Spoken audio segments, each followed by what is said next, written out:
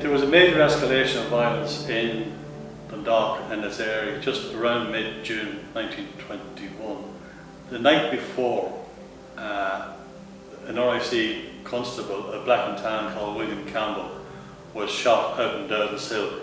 The obvious reason why the two Walters were shot was this was a revenge. This was only a matter of hours. John and Patrick were shot only a matter of hours after Campbell. So the obvious answer is that this was a revenge, or was a counter-reprisal. Bernard he seemed to be a prominent member in relation to John and Patrick. I think they were members. A list of fatalities compiled by the 4th Northern Division in the 1930s list both Patrick and John as members of the 4th Northern Division of the IRA. So I take it from that they were members of the IRA. People who died violently during the War of Independence, normally there was a court of military inquiry held in lieu of an inquest. And these courts were staffed by British Army officers, generally 3. They were held in camera, there was no press present. Any family that was there was generally witnesses who were questioned. No cross-examination was allowed, and the families were not allowed any legal representation. So what would have happened in John and Patrick's case was there was announcement shortly after the killings that there was going to be a military inquiry, and that would have been held a matter of days after, even less.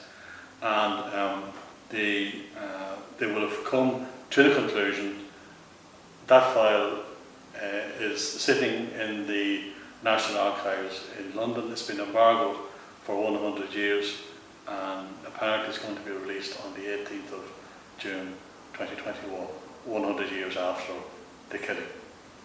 When they opened the front door, my father saw them all standing outside, and he knew straight away, he knew what it was. And he turned round and he said to Johnny, "I'm going for my boots, you come on down yours and get your boots as well." And they never, God loved them, they never went down. But there was when you came down the stairs and out onto the front door, there was a door there, a side door, and you'd think it was a bedroom.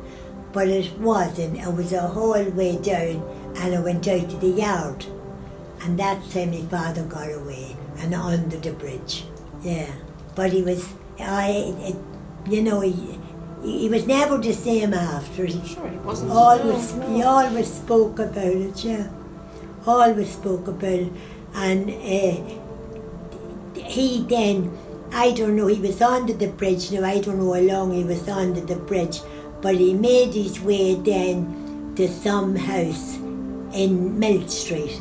And they kept him, and then you see he must have got a whimper that they were looking for him, because he was out of the house for 2 years.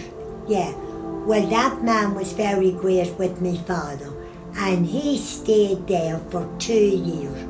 And when there'd be a raid, he'd have to go up and get up and lie out on the slates. Told me that himself, sitting on his knee. Sure, I was only about 3 or 4, yeah. Unfortunately for the family, there may not be any end to this. There are so many questions in any killing during the War of Independence that not all the evidence has been written down. So it could be that even when we get that file, that there will be a lot of questions still unanswered, and it may remain a mystery as to why these 2 men were taken out and shot in 1920.